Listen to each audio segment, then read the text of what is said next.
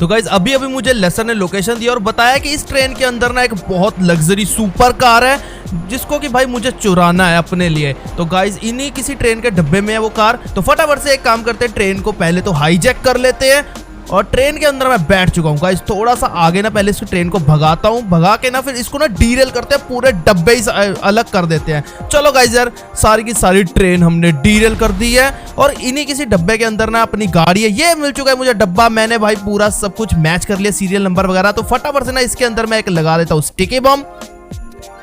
तो स्टिकी बम लग चुका है, अभी इसको ना ब्लास्ट कर देता हूँ। मैं थोड़ा साइड चला जाता हूँ पहले तो। ऑल राइट गाइस, ब्लास्ट हो चुका है और ये रही वो लग्जरी सुपर कार। भाई सब क्या कार है गाइस, फरारी है यार ये। गाइस मुझे जल्दी जल्दी कमेंट सेक्शन में कमेंट करके बताओ मुझे और किस किस की गाड़ी चुरानी चाहिए।